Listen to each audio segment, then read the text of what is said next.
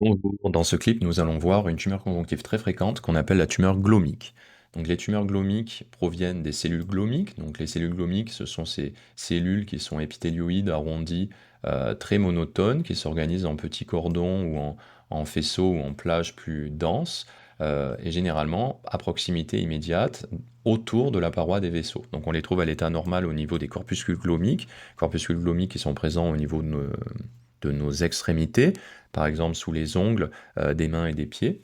Et ces corpuscules glomiques permettent d'appréhender la tension artérielle. Donc c'est des cellules qui sont reliées à des petits filets nerveux et qui se disposent autour de nos vaisseaux. C'est des cellules qui sont contractiles, ou du moins qui ont un phénotype contractile, on le verra par la suite avec l'immunohistochimie, et donc c'est comme ça qu'on va les diagnostiquer. Sur le plan morphologique, il s'agit de cellules épithélioïdes relativement monotones, épithélioïdes donc avec un cytoplasme abondant. On distingue vaguement les cadres cytoplasmiques, et elles sont groupes en petits nids ou en plages diffuses, comme c'est le cas ici, souvent à proximité immédiate de structures vasculaires. Voilà. On voit ici une structure vasculaire et les petites cellules glomiques qui vont se disposer tout autour de ces structures vasculaires. Donc la tumeur glomique, hop, un autre plan de coupe ici, peut-être un peu moins bien coupé, et de diagnostic facile. Il n'y a pas beaucoup de diagnostics différentiels. Le principal diagnostic différentiel, euh, ce sont des raretés. Donc il faut d'abord évoquer la tumeur glomique avant d'évoquer les raretés. Sur le plan phénotypique, on va s'aider de différents marqueurs.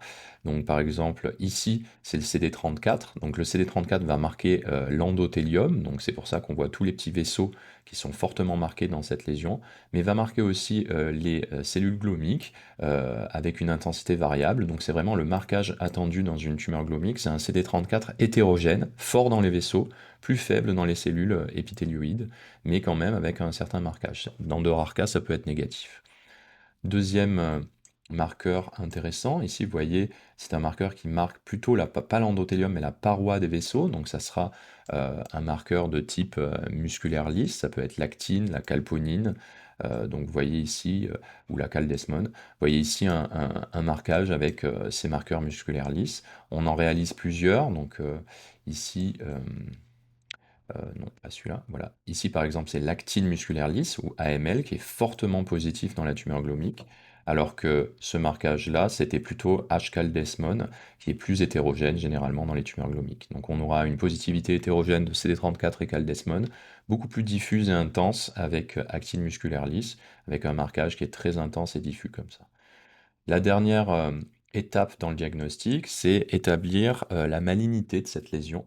Donc savoir si c'est une lésion à risque évolutif ou pas. Pour cela, on va s'aider de scores qui sont imparfaits et qui vont intégrer plein de données, notamment l'activité mitotique, le pléomorphisme.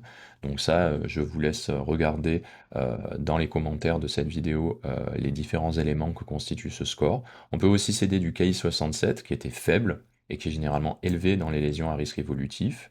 Et puis, si nécessaire, on pourra éventuellement solliciter l'expertise d'un pathologiste des sarcomes ou éventuellement réaliser des examens moléculaires pour préciser au mieux le risque évolutif de ces lésions.